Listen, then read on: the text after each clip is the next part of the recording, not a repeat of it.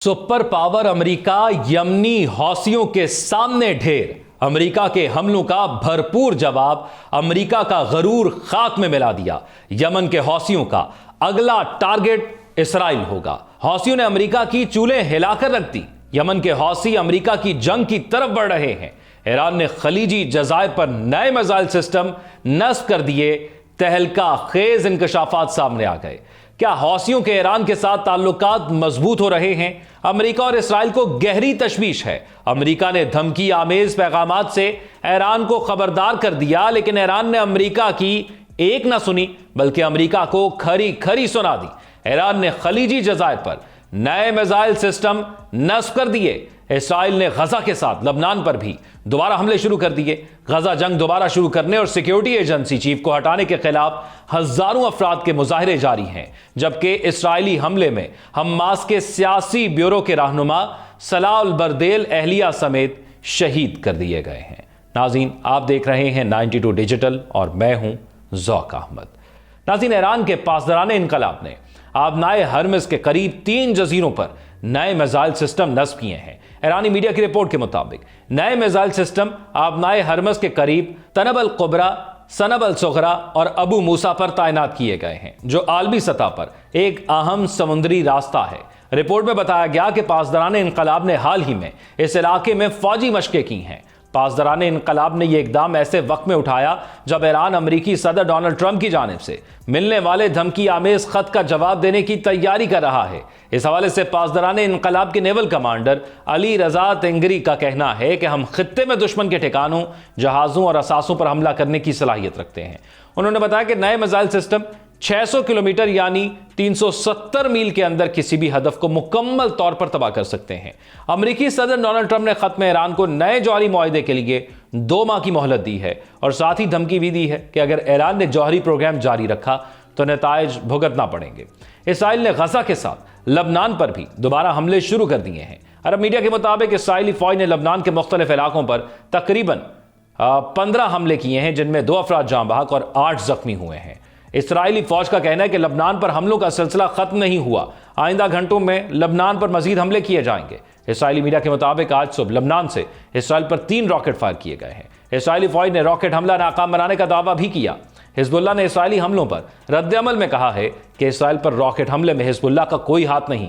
लबनान में जंगबंदी मुआहदे की मुकम्मल पाबंदी कर रहे हैं। हिजबुल्लाह का कहना है कि इसराइल रॉकेट हमले का बहाना बनाकर लबनान पर दोबारा जंग मुसल्लत करना चाहता है। दूसरी जानिब गजा में बमबारी से 48 घंटों में मजीद 130 फलस्तीनी शहीद हो गए हैं, जबकि 5 रोज में शहदा की तादाद 630 से ज्यादा हो गई है। 1,20,000 से ज्यादा फलस्तीनी दोबारा दरबदर हो गए हैं। अक़वाम मुत्तहिदा इंसानी अमूर एजेंसी ने गजा की बदतरीन इंसानी सूरत हाल पर शदीद तशवीश का इजहार करते हुए इमदाद की फौरी बहाली का मुतालबा किया है। इसराइल ने गजा में हमले करके हमास के सियासी ब्यूरो के रहनुमा सलाह अल बरदेल को अहलिया समेत शहीद कर दिया। गैर मुल्की मीडिया के मुताबिक इसराइल की जानिब से गजा के मुख्तलिफ हिस्सों में शदीद बमबारी का सिलसिला जारी है, जिसके नतीजे में हफ्ते को मजीद 34 फलस्तीनी शहीद हो गए हैं। मीडिया रिपोर्ट्स में बताया गया है कि इसराइली हमले में हमास के सियासी ब्यूरो के रहनुमा सलाह अल बरदेल को अहलिया समेत शहीद कर दिया गया। इसके अलावा इसराइल ने जनूबी लबनान की वादी बैका में भी हमले किए, जिससे शहीद लबनानियों की तादाद 7 हो गई है, जबकि लबनान की मुजामती तंजीम हिजबुल्लाह का कहना है कि जंगबंदी पर काबंद है। दूसरी जानिब इसराइली दारुल हुकूमत तेल अवीव में इसराइली वजीर आजम के खिलाफ मुजाहरे में हजारों अफराद ने शिरकत की है और यरगमालियों की वापसी का मुतालबा भी किया है। उधर यमन पर अमरीकी हमले जारी हैं और जदीद हुदैदा में पनाहगाह पर को भी निशाना बनाया गया है, जबकि इसराइली दारुल हुकूमत तेल अवीव में सिक्योरिटी चीफ को ओहदे से हटाने और गजा जंग दोबारा शुरू करने पर हजारों अफराद सड़कों पर निकल आए हैं। गैर मुल्की खबर एजेंसी के मुताबिक हफ्ते की रात हजारों अफराद ने तेल अवीव में इसराइली वजारत दिफा के दफ्तर के बाहर एहतजाज किया। रिपोर्ट के मुताबिक मुजाहिरीन ने इसराइली सिक्योरिटी एजेंसी शिन बैत के सरबराह को ओहदे से हटाने और मगवियों की वापसी के बजाय गजा जंग दोबारा शुरू करने के नेतन्याहू हुकूमत के फैसलों के खिलाफ एहतजाज किया। नेतन्याहू ने चंद दिन कबल शिन बैत के सरबराह रॉन बार को ओहदे से बरतरफ कर दिया था, मगर बाद अज़ां इसराइल की सुप्रीम कोर्ट ने नेतन्याहू हुकूमत का फैसला मुअत्तल कर दिया था, जबकि हौसी बागियों ने इसराइल पर अपने हमले दोबारा शुरू कर दिए। नाज़रीन, जिसके बाद अमेरिका ने यमन में हौसी मजबूत ठिकानों को निशाना बनाया। नाज़रीन, एक बड़ी डेवलपमेंट अब यह सामने आई है कि जो बेन गुरियन एयरपोर्ट है उसको اس مزاحمتی تنظیم کی جانب سے کہا گیا کہ وہ غیر محفوظ ہے، اور یہ کیوں کہا گیا اور یہ حملے اس کی جانب سے کیوں کیے جا رہے ہیں؟ کیونکہ جو غزہ پر جارحیت سامنے آ رہی ہے، یعنی پہلے 17-16 ماہ کی جنگ رہی، اس کے بعد خود منت ترلے کر کے کہا گیا کہ ایک معاہدے پر آتے ہیں، ہماری یرغمالیوں کو چھوڑو، اور اس کے بعد جب ایک امن و امان کی فضا قائم ہو رہی تھی اس وقت حملے کیے گئے، اور رمضان کے اس مہینے میں حملے کیے گئے جب وہاں پر موسم کی سختی ہے، آلریڈی لوگ اپنے گھروں سے باہر رہ رہے ہیں، ان تک خوراک نہیں پہنچی جا رہی یا پہنچائی جا رہی، بارڈرز بند کیے گئے ہیں، تو اس کے خلاف اب حوثی باغی میدان میں آئے ہیں اور انہوں نے یہ فیصلہ کیا ہے کہ جب تک غزہ کے لوگوں تک ان کا بنیادی حق نہیں پہنچ جاتا، اب وہ ایک سیسا پلائی دیوار کا کردار ادا کرنے کا فیصلہ ان کی جانب سے کیا گیا ہے۔ حوثی باغیوں نے اسرائیل پر اپنے حملے دوبارہ شروع کر دیے ہیں، جس کے بعد امریکہ نے یمن میں حوثی مضبوط ٹھکانوں کو نشانہ بنایا ہے۔ یہ جنگ انسانی بحران میں شدت کے دوران ہو رہی ہے، جو پہلے ہی پابندیوں اور امریکہ کی غیر ملکی امداد میں کمی سے بدتر ہو چکا ہے۔ امریکہ کی جانب سے دہشت گرد قرار دی جانے والی حوثی ملیشیا نے اس ہفتے کے آغاز میں اسرائیل کے بین الاقوامی ہوائی اڈے اور سرخ سمندر میں امریکی جہازوں پر بیلسٹک حملے تیز کر دیے ہیں۔ اس کے بعد امریکہ نے یمن میں حوثی ٹھکانوں کو نشانہ بنایا۔ حوثی ذرائع کے مطابق امریکی حملوں میں یمن کے دارالحکومت صنعاء اور شمال مغربی شہر سعدہ میں ہلاکتوں کی تعداد 50 سے تجاوز کر گئی ہے، جن میں عام شہری بھی شامل ہیں۔ جو کچھ ہم گزشتہ چند دنوں میں دیکھ رہے ہیں وہ امریکی فضائی حملوں کا ایک طویل سلسلہ ہے جو حوثیوں کو مزید نقصان پہنچائے گا۔ اوٹاوا یونیورسٹی میں مشرق وسطیٰ کے تجزیہ کار تھامس جونیو نے کہا ہے کہ یہ کہا جا سکتا ہے کہ حوثی برسوں سے ثابت کر چکے ہیں کہ وہ فوجی حملوں کو بہت مؤثر طریقے سے برداشت کرتے ہیں۔ پہلے سعودی عرب کی طرف سے یمن کی خانہ جنگی کے دوران جو 2014 میں شروع ہوئی تھی اور 2022 میں ایک نازک جنگ بندی کے ساتھ تقریباً رک گئی، اور پھر گزشتہ 14 مہینوں سے امریکہ اور برطانیہ کی طرف سے اس کے جواب میں جونیو نے مزید کہا کہ ہمیں اس وقت کی صحیح اثرات کا اندازہ لگانے کے لیے مزید وقت درکار ہوگا۔ اسرائیل اور حماس کے درمیان جنگ کے آغاز کے فوراً بعد، جس کا آغاز 7 اکتوبر 2023 کو اسرائیل پر حماس کے دہشت گرد حملوں سے ہوا تھا، حوثیوں نے اسرائیل اور سرخ سمندر میں بین الاقوامی شپنگ راستوں پر میزائل فائر کرنا شروع کر دیے تھے، جس کا کہنا تھا کہ وہ حماس اور فلسطینیوں کی حمایت کر رہے ہیں۔ حوثیوں کو یمن اور پورے عرب دنیا میں فلسطینیوں کی حمایت کے لیے بہت زیادہ عزت اور قدر حاصل ہوئی، تاہم جنوری میں امریکہ اور برطانیہ کی قیادت میں ایک عالمی اتحاد نے حوثی حملوں کا جواب دینا شروع کر دیا، جنہوں نے بنیادی طور پر سرخ سمندر میں سمندری تجارت کو تقریباً جام کر دیا تھا۔ اسرائیل اور حماس کے درمیان جنگ بندی کے دوران اس سال کے شروع میں ایران کی حمایت یافتہ حوثی ملیشیا نے اپنے حملے روک دیے تھے، لیکن اس ہفتے اسرائیل کے دوبارہ غزہ پر فضائی حملوں کے بعد حوثی حملوں کا آغاز اور یمن پر امریکی حملے نے حالات کو ایک مرتبہ پھر پہلے کی طرح بنا دیا ہے۔ اس ہفتے کے آغاز میں امریکی صدر ڈونلڈ ٹرمپ نے اپنے ٹروتھ سوشل پلیٹ فارم پر پوسٹ کیا کہ وہ حوثیوں کو مکمل طور پر نیست و نابود کر دیے جائیں گے۔ ٹرمپ انتظامیہ کے لیے حوثیوں پر حملہ کرنا ایک آسان فتح ہے۔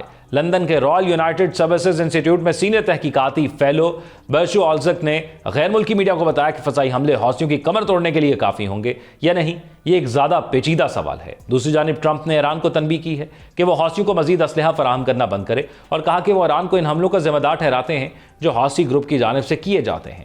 ٹرمپ نے ٹروتھ سوشل پر پوسٹ کرتے ہوئے کہا کہ ایران فوری طور پر حوثیوں کو امدادی سامان کی فراہمی بند کر دے۔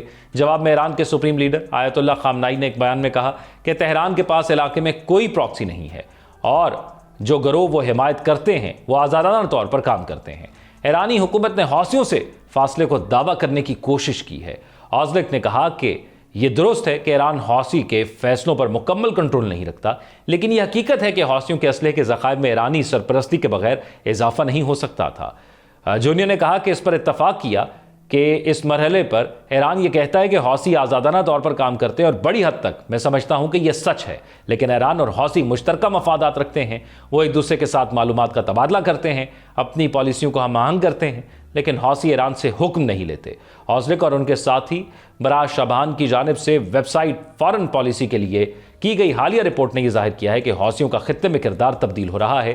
ایرانی محاذ پر طاقت کا توازن حوثیوں کی طرف منتقل ہو رہا ہے، جو اب ایران کے ساتھ جڑے سب سے زیادہ ہنرمند اور مالدار غیر ریاستی مسلح گروہ کے طور پر ابھرے ہیں۔ خاص طور پر حزب اللہ کی دفاعی اور جارحانہ صلاحیتوں میں کمی کے بعد مصنفین نے لکھا ہے کہ ابھی بھی سنگین انسانی صورتحال مزید بدتر ہو رہی ہے۔ تاہم حوثیوں کی داخلی حکمرانی پر تنقید بڑھ رہی ہے، خاص طور پر ان کی مخالفت پر کریک ڈاؤن اور خراب ہوتی انسانی صورتحال کے پیش نظر۔ لیکن حوثیوں کا انہوں نے اس 16 ماہ کے اندر بھی اپنا ایک کردار ادا کیا تھا اور اب بھی وہ اپنا ایک کردار ادا کر رہے ہیں۔ دوسری جانب آپ کو اگر آگاہ کریں کہ انسانی صورتحال یہ جو بدتر سے بدتر ہو رہی ہے، لیکن اقوام متحدہ کے مطابق جنگ کے گزشتہ دہائی کے دوران یمن عالمی سطح پر سب سے سنگین انسانی بحرانوں میں سے ایک بن چکا ہے۔ بہت ساری بین الاقوامی امداد شہریوں کے لیے اس سال کے آغاز میں بند ہو گئی ہے، جب ٹرمپ نے حوثیوں کو غیر ملکی دہشت گرد تنظیم کے طور پر دوبارہ درج کیا تھا، جو سرخ سمندر کی شپنگ راستوں اور اسرائیل پر حملے کر رہے تھے۔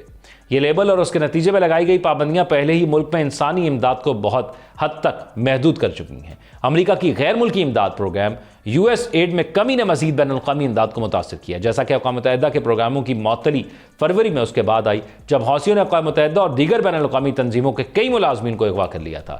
حوثی باغی اس دوران غذائی امداد کو لوٹنے پر مجبور ہوئے ہیں جو عوام کے لیے مختص کی گئی تھی۔ حوثیوں کے زیر انتظام نیوز ایجنسی سبا نے رپورٹ کیا کہ باغیوں نے عالمی خوراک پروگرام کے ایک گودام سے تقریباً 20% مال پر قبضہ کر لیا تھا۔ شہریوں کے لیے اس کا مطلب ہے کہ خوراک کم ہے۔ اور ناظرین، یہ اس تمام صورتحال کے باوجود ان کا ایک جذبہ موجود ہے۔ انہوں نے گزشتہ 16 ماہ کے اندر اس سمندر کو بند کر دیا، اور صرف اس لیے بند کیا کہ ہمارے بہن بھائیوں پر تشدد کیا جا رہا ہے، ظلم کیا جا رہا ہے، ان کو شہید کیا جا رہا ہے۔ اور آپ امریکہ کی دوغلی پالیسی دیکھیے گا، وہ جو مظلوم کے ساتھ کھڑے ہو رہے ہیں ان کو وہ پوری دنیا میں دہشت گرد تنظیم درج کر رہا ہے، اور جو ظلم کر رہا ہے اس کو وہ ہتھیار بھی دے رہا ہے، اپنے پاس بلا کے شاباشی بھی دے رہا ہے، اس کو تھپکی بھی دے رہا ہے، اور اس کے لیے تمام وسائل بھی پرووائڈ کر رہا ہے۔ یعنی ایک ظالم کے ساتھ کھڑا ہے اور وہ سمجھتا ہے یہ ٹھیک ہے، اور جو مظلوم کے ساتھ کھڑا ہے وہ غلط ہے۔ لیکن سلام ہے ان حوثی باغیوں پر بھی کہ جب ظلم کیا جاتا ہے ان کو پتا ہے کہ ان کے مخالف جو طاقت رکھتا ہے اس کی طاقت، اس کے پاس اسلحہ زیادہ ہے، لیکن انہیں یہ پتا ہے کہ ان کے پاس، حوثیوں کے پاس جذبہ زیادہ ہے۔ اس لیے وہ اپنی جان کی پرواہ کیے بغیر، یعنی ایک ایسی جنگ کے اندر وہ جاتے ہیں جس میں انہیں پتا ہے کہ شہادت ان پر لازم ہو جائے گی، اور وہ یقینی طور پر 99% ایسا موقع آ سکتا ہے کہ وہ شہید ہو جائیں تمام کے تمام، لیکن وہ جاتے ہیں صرف اس لیے کہ وہ دباؤ پیدا کر سکیں کہ ان کے جو بہن بھائیوں پر ظلم ہو رہا ہے اس کو وہ روک سکیں۔ اب آپ کیا رائے رکھتے ہیں موجودہ صورتحال کے حوالے سے؟ کمنٹ سیکشن میں آگاہ کیجیے گا۔ اپنا خیال رکھیے گا۔ اللہ حافظ۔